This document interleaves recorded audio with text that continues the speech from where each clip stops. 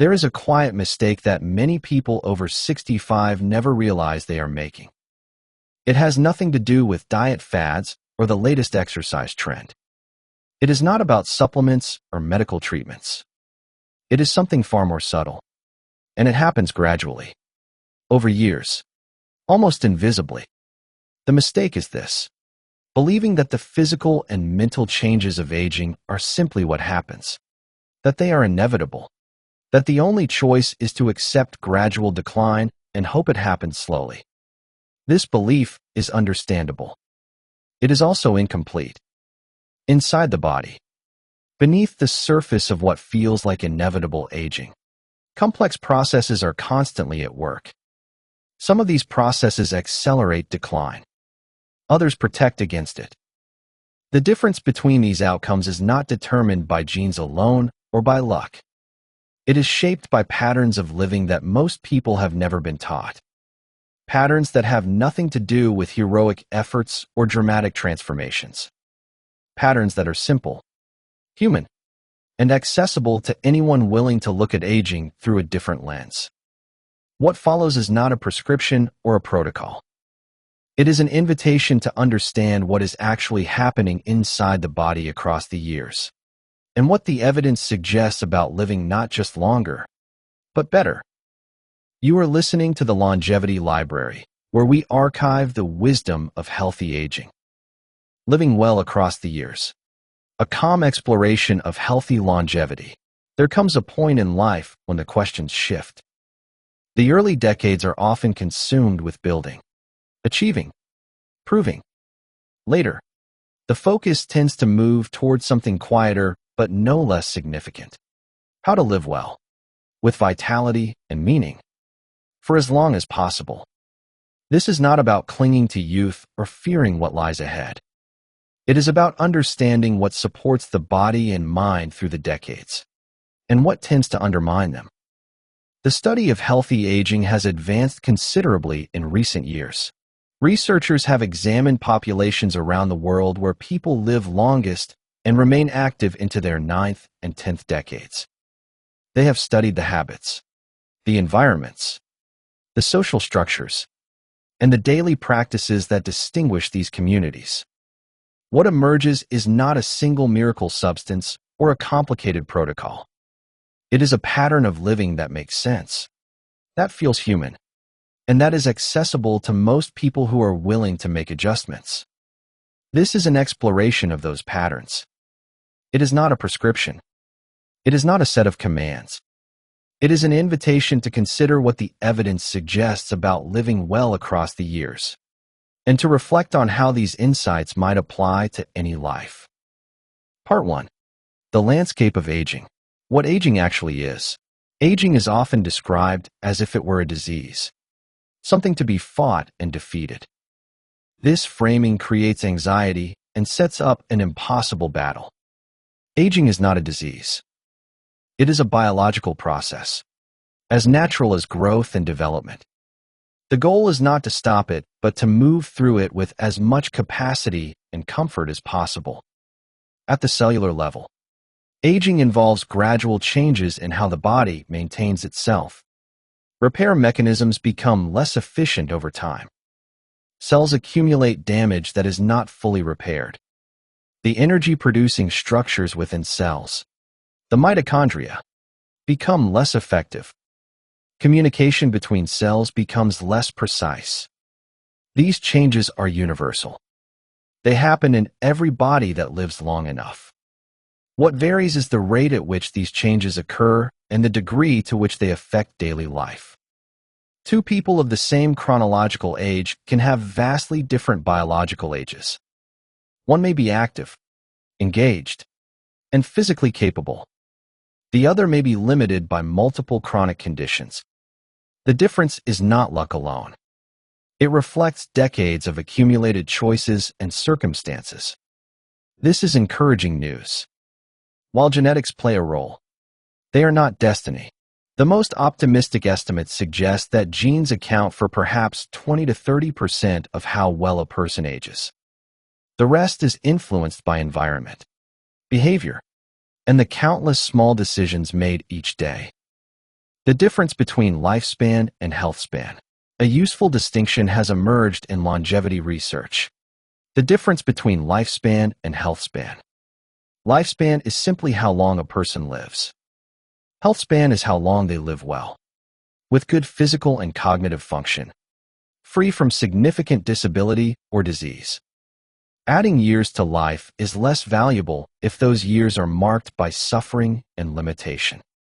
The goal worth pursuing is extending health span, compressing the period of decline into as short a time as possible at the very end. This is sometimes called living long and dying short.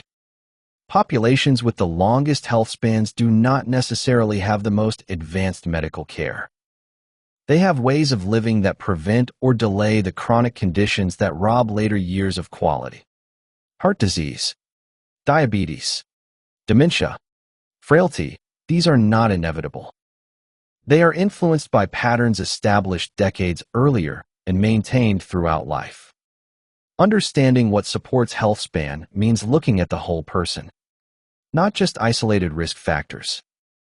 It means considering movement, food, rest, connection, purpose, and environment as interconnected elements of a single system.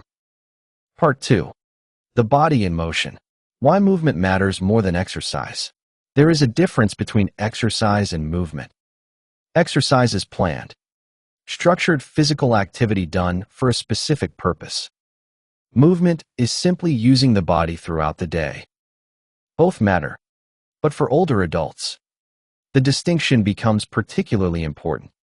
In many traditional societies where people remain active into old age, there is no concept of exercise as a separate activity. Movement is woven into daily life. People walk to destinations. They tend gardens. They prepare food by hand. They rise from the ground multiple times daily. They do not set aside time to go to a gym. They simply live in bodies that are used. Modern life has largely eliminated this incidental movement. Chairs, cars, appliances, and remote controls mean that many people can go through entire days with minimal physical effort. The body adapts to this by losing what is not used. Muscles weaken. Bones lose density. Joints stiffen. Balance declines. These changes happen slowly, almost imperceptibly, until one day a simple task becomes difficult. The solution is not necessarily structured exercise, though that can help. The solution is reintroducing movement into daily life. Standing instead of sitting when possible. Walking for short trips instead of driving. Taking stairs instead of elevators. Gardening. Cleaning. Cooking from basic ingredients. These activities accumulate throughout the day and signal to the body that its capacities are still needed. Muscle as a resource. Muscle tissue is often thought of primarily in terms of appearance or strength for athletics. From a longevity perspective, muscle is something more fundamental, a metabolic reserve and a protective resource. Muscle tissue is metabolically active. It requires energy to maintain, which means that people with more muscle burn more calories at rest. This makes weight management easier. More importantly, muscle acts as a reservoir for amino acids that the body can draw upon during illness or injury. When a person becomes sick, the body breaks down muscle to access these resources. Having more muscle to begin with provides a cushion that can make the difference between recovering well and declining permanently. Muscle also supports mobility and independence. The ability to rise from a chair, to climb stairs, to carry groceries, to recover balance after a stumble. All of these depend on having adequate muscle strength. Loss of this strength is a primary driver of frailty, the condition in which a minor illness or injury triggers a cascade of decline. Building and maintaining muscle requires two things: adequate protein intake and resistance against which the muscles work. Protein provides the building blocks. Resistance, whether from body weight, free weights, resistance bands, or everyday activities like carrying heavy objects, provides the signal that muscle needs to be maintained. This does not require becoming a bodybuilder. It requires consistent, moderate effort directed at the major muscle groups. Squats or their easier variations. Push-ups against a wall or counter. Pulling and pushing movements. Carrying weight while walking. These activities, done regularly, tell the body that muscle is still needed. Balance and the fall risk. Falls are one of the greatest threats to independence in later life.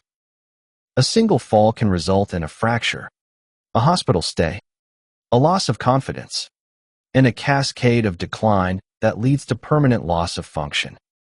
Preventing falls is not just about avoiding injury.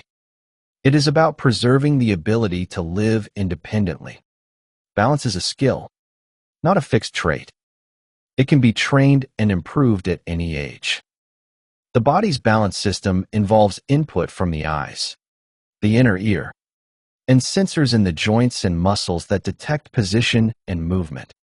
The brain integrates these signals and coordinates adjustments. Like any complex system, it improves with practice and declines with disuse. Simple balance practice can be incorporated into daily routines. Standing on one foot while brushing teeth. Walking heel to toe for short distances. Rising from a chair without using hands. These small challenges maintain the neural pathways and muscular responses that keep a person upright when a stumble occurs. Strength in the lower body also supports balance. Strong legs can make small corrections that weak legs cannot. This is why exercises that strengthen the thighs, hips, and ankles have benefits beyond the muscles themselves. They provide the foundation for stability, flexibility, and range of motion. The ability to move joints through their full range of motion tends to decline with age unless deliberately maintained. Connective tissue becomes less elastic. Muscles shorten from prolonged sitting. The result is stiffness that limits activity and increases injury risk. Maintaining flexibility does not require extreme stretching or yoga, though those can be helpful. It requires moving joints through their full available range on a regular basis. Reaching overhead, bending to touch the toes or as far as comfortable. Turning the head to look behind. Rotating the torso. These movements, done gently and consistently, signal to the body that full range of motion is still required. The key is consistency rather than intensity. Brief daily movement through full ranges is more effective than occasional intense stretching sessions. The body adapts to what it does regularly. Part 3. Fueling the body across decades. Patterns, not prescriptions. Nutrition science is notoriously difficult to study and easy to misinterpret. What seems clear one year becomes complicated the next. Fads come and go. But certain patterns have emerged consistently across populations that live long and remain healthy. These patterns are not about strict rules or eliminating entire food groups. They are about overall dietary patterns that provide adequate nutrition without excess. They emphasize whole foods over processed ones. They include plenty of plants. They moderate intake of substances that cause harm in large quantities. The longest-lived populations around the world eat diets that are predominantly plant-based. This does not necessarily mean vegetarian or vegan. It means that plants, vegetables, fruits, legumes, whole grains, nuts, seeds, form the foundation of most meals. Animal foods are present, but in smaller quantities, often as condiments or occasional centerpieces rather than daily staples. This pattern provides fiber, which supports digestive health and feeds beneficial gut bacteria. It provides phytonutrients, compounds in plants that have various protective effects. It provides volume without excessive calories, which helps maintain healthy weight. And it tends to be lower in saturated fat and higher in unsaturated fats than diets centered on animal products. Protein throughout the day. Protein needs change with age. Older adults require more protein than younger adults to maintain muscle mass because the body becomes less efficient at using dietary protein for muscle synthesis. This increased need comes at a time when many people actually reduce protein intake due to changes in appetite, chewing difficulties, or simply habit. The solution is not necessarily massive protein intake, but better distribution. Many people eat very little protein at breakfast and lunch, then consume a large amount at dinner. The body can only use a limited amount of protein at one time for muscle building. The rest is used for energy or stored as fat.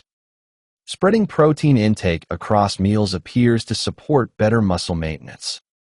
A moderate amount at each meal, perhaps 20 to 30 grams, provides multiple opportunities throughout the day for the body to receive the signal to maintain muscle. Good sources include eggs, dairy, fish, poultry, legumes, and for those who choose them, plant-based protein products. Fats and inflammation. Dietary fat has been misunderstood for decades. The low-fat era, driven by well-intentioned but oversimplified public health messaging, led many people to reduce fat intake while increasing carbohydrates, often refined ones. This did not improve health outcomes. Current understanding distinguishes between types of fat: unsaturated fats, particularly those found in olive oil, nuts, seeds, avocados, and fatty fish, are associated with better health outcomes. Saturated fats, found primarily in animal products and tropical oils, are associated with increased risk when consumed in large quantities.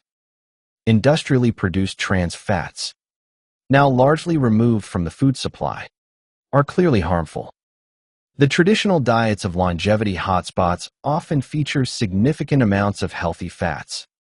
The Mediterranean diet, associated with lower rates of heart disease and longer life, includes olive oil as a primary fat source. The Okinawan diet in Japan, another longevity region, is low in total fat but includes some fish. The key is not eliminating fat, but choosing sources that support health rather than undermine it. The issue of processed foods. Processing itself is not the problem. All food is processed to some extent. The issue is ultra-processing, the industrial transformation of raw ingredients into products that bear little resemblance to their origins, often with added sugars, unhealthy fats, sodium, and chemical additives designed to enhance palatability and shelf life. These products tend to be energy-dense but nutrient-poor. They provide many calories but few of the vitamins, minerals, and phytonutrients that support health. They are designed to be easy to overconsume, bypassing the body's natural satiety signals. And they often contain combinations of sugar, fat, and salt that create craving cycles. Reducing ultra-processed foods does not mean preparing every meal from scratch or never eating convenience foods. It means being aware of what is in the products that make up the bulk of the diet. It means prioritizing foods that are close to their natural state. It means treating heavily processed items as occasional treats rather than daily staples. Hydration and its neglected importance. Thirst sensation diminishes with age. Many older adults become chronically underhydrated without realizing it. They do not feel thirsty, so they do not drink. The result can be fatigue, confusion, constipation, and increased risk of urinary tract infections and kidney stones. Fluid needs vary by individual, body size, activity level, and climate. A simple guideline is to drink enough that urine is pale yellow throughout the day. Dark yellow urine suggests inadequate intake. Very clear urine suggests possibly excessive intake. Water is the ideal source.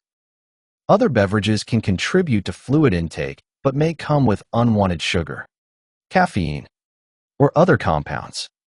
Foods with high water content, such as fruits and vegetables, also contribute to hydration. Part 4. The nervous system and emotional balance. The stress response and its costs. The human stress response evolved to handle short-term physical threats. A predator appears. The body mobilizes energy, increases heart rate and blood pressure, sharpens focus, and prepares for action. Once the threat passes, the system returns to baseline. This is adaptive and protective. Modern life presents few physical predators, but many psychological threats. Deadlines, financial worries, relationship conflicts, news of global problems, constant notifications. These activate the same stress response, but without the resolution that comes from fighting or fleeing. The system stays partially activated for extended periods. Chronic stress activation has costs. Blood pressure remains elevated. Inflammatory chemicals circulate at higher levels. Sleep suffers. Appetite and digestion are disrupted. Over years and decades, these effects accumulate and contribute to the chronic diseases of aging. Cardiovascular disease, metabolic dysfunction, cognitive decline. Managing stress is not about eliminating it entirely. Some stress is inevitable and even useful. It is about preventing the chronic activation that wears the body down. This requires both reducing unnecessary stressors and developing ways to return the nervous system to calm after stress occurs. The breath as a regulator. The breath occupies a unique position in the body's systems. It is both automatic and subject to conscious control. This makes it a bridge between the involuntary nervous system and conscious intention. When the stress response is activated, breathing becomes faster and shallower. This pattern reinforces the stress state. When breathing is deliberately slowed and deepened, the body receives signals that the threat has passed. Heart rate slows. Blood pressure drops. Muscles relax. Simple breathing practices can be effective tools for managing moment-to-moment stress. Extending the out-breath longer than the in-breath is particularly calming. A few minutes of slow, deep breathing can shift the nervous system toward a more restful state. This is not a cure for chronic stress, but a tool for managing its acute manifestations. The value of such practices lies partly in their simplicity and accessibility. No equipment is needed. They can be done anywhere, anytime. They put a measure of control in the individual's hands. The role of rest and recovery. Rest is not the absence of activity. It is an active state in which the body repairs and restores itself. Sleep is the most obvious form of rest, but not the only one. Periods of quiet wakefulness, gentle movement, and activities that are restful rather than demanding all contribute to recovery. Sleep becomes more fragmented with age for many people. Deep sleep decreases. Nighttime awakenings increase. This is normal to some degree, but can be exacerbated by habits and environment. Consistent sleep and wake times. Exposure to natural light during the day. Limiting caffeine and alcohol. And creating a comfortable sleep environment all support better sleep. Daytime rest matters too. The cultural emphasis on constant productivity can make rest feel like laziness. This is misguided. The body and mind need periods of lower demand to function well. Short breaks throughout the day. A few minutes of quiet. A brief walk. Time spent in nature. These are not wasted time. They are investments in continued function. Connection and its physiological effects. Human beings evolved to live in groups. Isolation is a stressor for the human nervous system. When social connection is lacking, the body remains in a state of higher alert, as if danger were present. The physiological effects of connection are measurable. Supportive social contact lowers blood pressure, reduces stress hormones, and improves immune function. These effects are not metaphorical.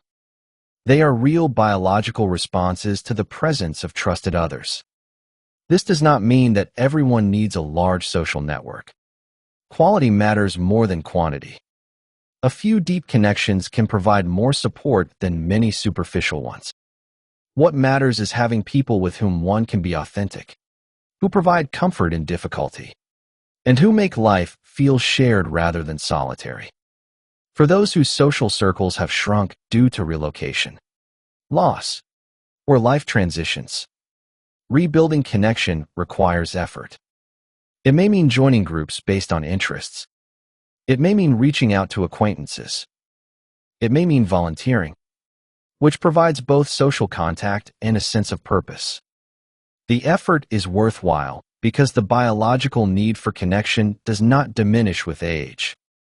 Part 5. Purpose and meaning. The protective effect of having reasons to get up. Across multiple studies of healthy aging, one factor consistently emerges. People who live long and well have reasons to get up in the morning. They have activities that feel meaningful. They have roles that matter to others. They have projects that engage their attention and skills. This is sometimes called purpose or meaning. It is not necessarily grand or world-changing. It can be tending a garden, caring for grandchildren, participating in a religious community, pursuing creative work, volunteering, maintaining a home, or simply being available to neighbors. What matters is that it provides direction and motivation. The protective effects of purpose are likely multiple. Purposeful activity provides structure to days. It encourages movement and engagement. It maintains cognitive function through use. It provides social connection. It buffers against the despair that can accompany loss and limitation. And it signals to the body that continued function is needed. Adapting purpose across life stages. Purpose is not static. What provides meaning in one decade may shift in the next. The work that defined a career may no longer be available or desired. The parenting role that structured decades may change as children become independent. Physical changes may make some activities impossible. Adapting to these shifts is part of healthy aging.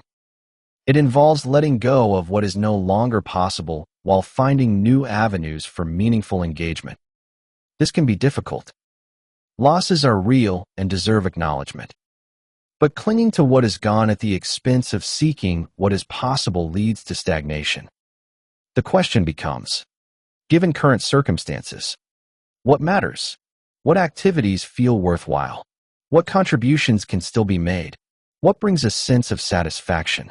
The answers will be individual, but the process of asking is itself valuable. The role of generativity. Developmental psychologists describe a stage in later life focused on generativity, contributing to the next generation and beyond. This can take many forms. Teaching skills to younger people, sharing family stories, volunteering in community organizations, creating something that will outlast oneself, mentoring, simply being present and available. Generativity shifts focus from self to something larger. It provides a sense of continuity and connection across time. It reminds individuals that their lives matter beyond their immediate circumstances. And it often brings them into contact with younger people, which can be stimulating and renewing. The impulse toward generativity seems to be natural in healthy development. It does not need to be forced, but it can be cultivated by paying attention to opportunities to contribute and by valuing the contributions that are possible, even small ones. Part 6. Cognitive health. The brain's adaptability. The old view held that the brain was fixed after a certain age. That decline was inevitable and irreversible. Research has overturned this completely. The brain remains capable of change throughout life. Neurons can form new connections. New neurons are generated in certain regions. The brain adapts to experience at any age.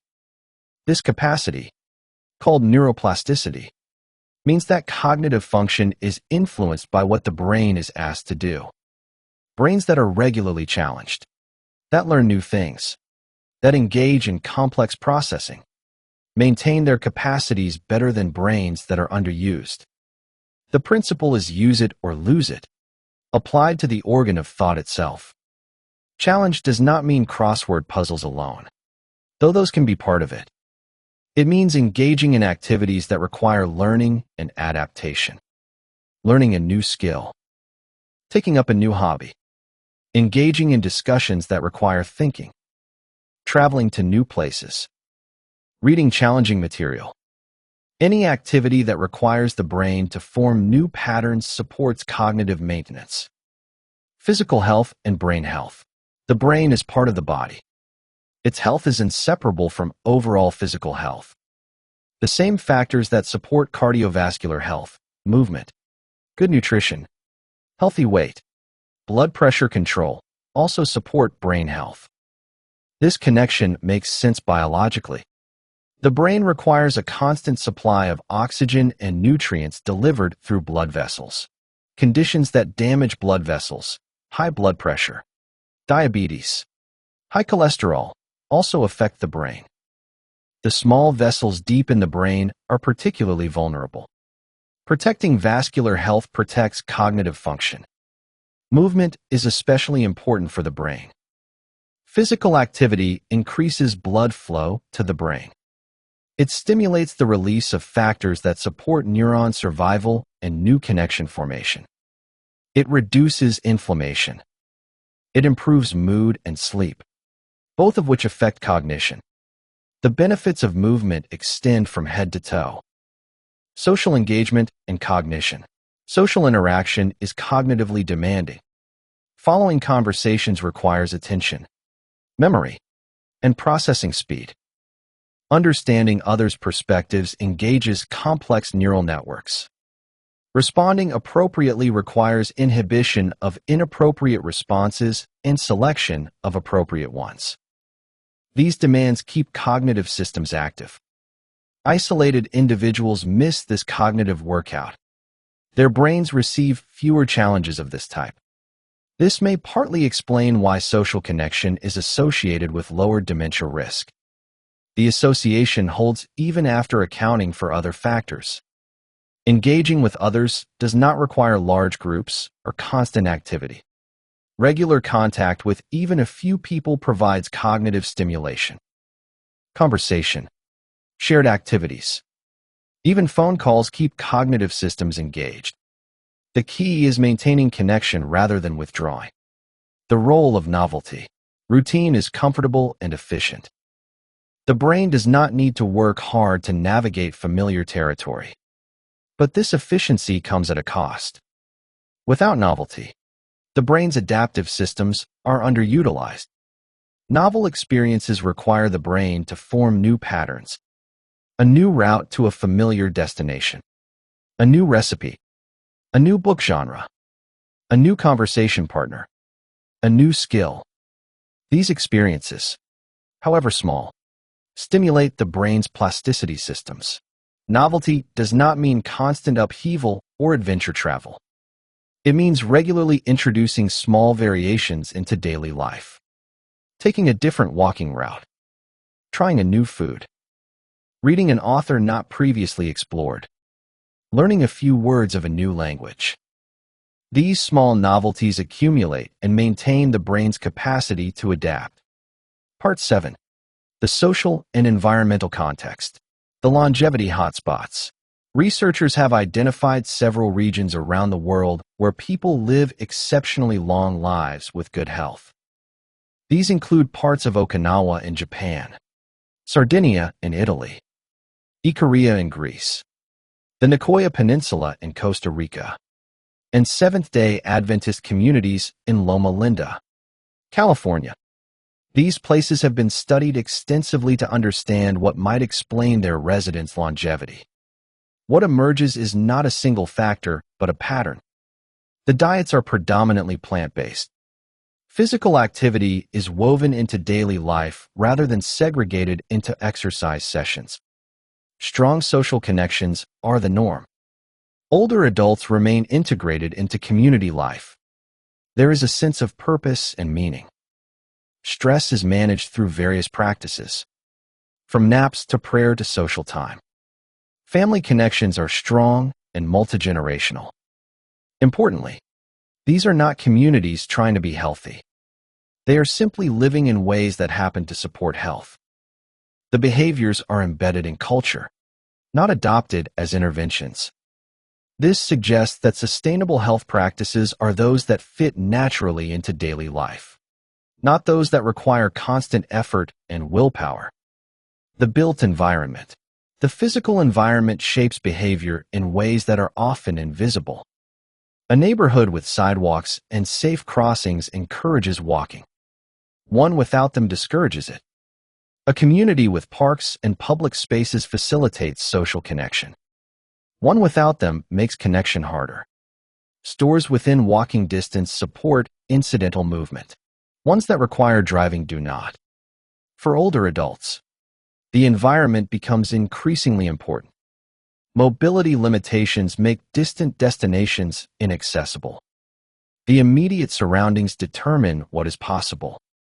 Safe streets, accessible buildings, nearby services, and opportunities for social contact all support continued independence.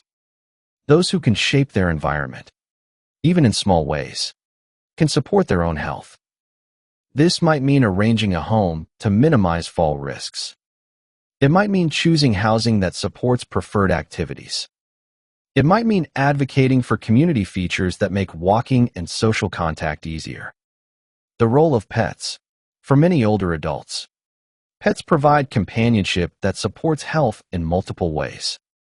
Dogs require walking, which encourages physical activity.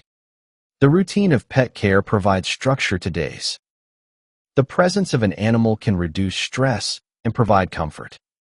Pets offer non-judgmental companionship that buffers against loneliness. The health associations with pet ownership are positive in many studies. Pet owners tend to have lower blood pressure, better stress recovery, and more physical activity. The effect is not enormous, but is meaningful, particularly for those living alone. Light and circadian rhythms. The body operates on roughly 24-hour cycles called circadian rhythms. These rhythms influence sleep, hormone release, body temperature, and many other functions. They are set primarily by exposure to light. Natural light exposure during the day strengthens circadian rhythms and supports better sleep at night. Morning light is particularly important for setting the internal clock. Conversely, light at night, particularly the blue light from screens, can disrupt rhythms and interfere with sleep. For older adults, several factors can disrupt circadian rhythms. Less time outdoors means less natural light exposure. Changes in the eyes reduce the amount of light reaching the internal clock. Medications can affect rhythms. Sleep problems are common. Supporting healthy rhythms means getting outside during daylight hours when possible. It means dimming lights in the evening and avoiding bright screens before bed. It means maintaining consistent sleep and wake times. These practices support the body's natural timing systems. Part 8. Adaptation and resilience. The inevitability of loss. Aging inevitably involves losses. Loved ones die. Physical capacities decline. Roles change. Independence may diminish. These losses are real and painful. Pretending otherwise does not help. What distinguishes those who navigate these losses well is not the absence of grief, but the capacity to adapt. Grief is natural and necessary. It is the process of adjusting to a new reality. Suppressing grief delays adaptation. Allowing it, with support, facilitates moving through it. Adaptation does not mean being happy about loss. It means finding ways to live well within new constraints. It means discovering what remains possible rather than focusing only on what is gone. It means accepting help when needed without losing sense of self. The balance of acceptance and action. A useful distinction can be made between what can be changed and what must be accepted. Much distress comes from attempting to change what cannot be changed or from accepting what could be improved. The question becomes, in any difficult situation, What is within control and what is not? Effort is best directed at what can be influenced. Energy spent resisting what cannot be changed is wasted and increases suffering. This is sometimes called the serenity prayer concept, though it predates that formulation. It is a practical wisdom found in many traditions. Apply it to health. Some aspects of aging cannot be changed. Genetics, past choices, certain conditions, but much can be influenced. Movement, nutrition, social connection, engagement. Focus on what can be affected. Building resilience. Resilience is not a fixed trait, but a set of capacities that can be developed. It involves the ability to recover from difficulty, to adapt to change, to maintain function despite challenges. Physical resilience is built through movement, good nutrition, adequate rest. A body with reserves of strength and energy can weather illness or injury better than one without. Cognitive resilience is built through ongoing learning and mental challenge. Emotional resilience is built through supportive relationships and the capacity to process difficult feelings. Resilience also involves perspective. Difficult times pass. Situations change.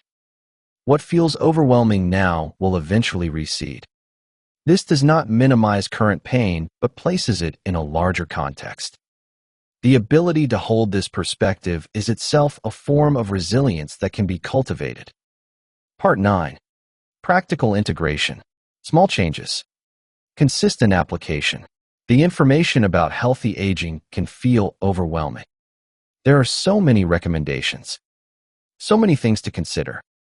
The risk is paralysis. Doing nothing because doing everything feels impossible.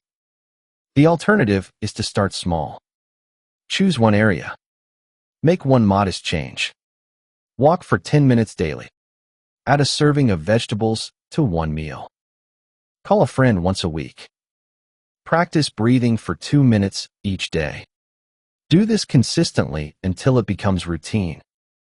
Then consider another small change. Small changes, consistently applied, accumulate into significant effects over time. The body adapts gradually. Habits become automatic. What required effort becomes normal. This is how lasting change occurs, not through dramatic transformation, but through steady direction. The spacing effect. Research on habit formation suggests that spacing matters. Doing something daily is more effective for building habits than doing it intensely but rarely. Short daily walks build a different kind of fitness than long weekly walks, and they build the habit of walking itself. The same principle applies to many areas. Brief daily movement maintains function better than occasional intense exercise. Regular social contact maintains connection better than occasional long visits.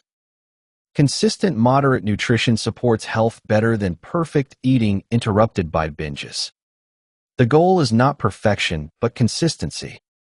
Small efforts, regularly applied, produce results that exceed sporadic heroic efforts. Listening to the body. The body communicates. Pain signals that something is wrong. Fatigue signals the need for rest.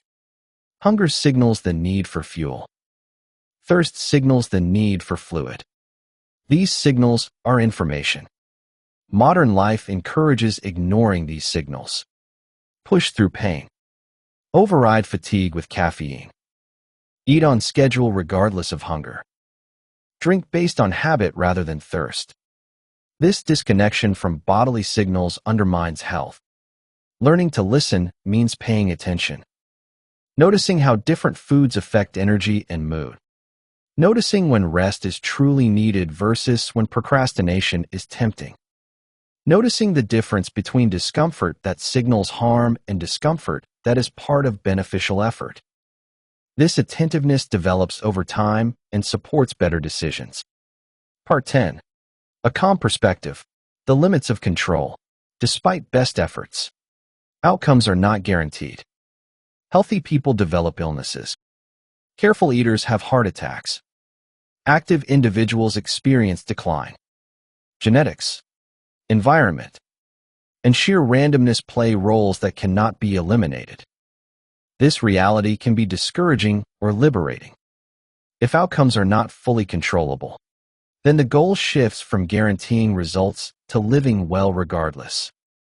The focus moves from fear of what might happen to engagement with what is happening now. The practices that support healthy aging are worth adopting not because they guarantee a long life, but because they make whatever life unfolds better. Movement, good food, connection, purpose. These improve the quality of each day, regardless of how many days there are. The present moment. Much anxiety about aging concerns the future. What will happen? How will it be? Will there be suffering?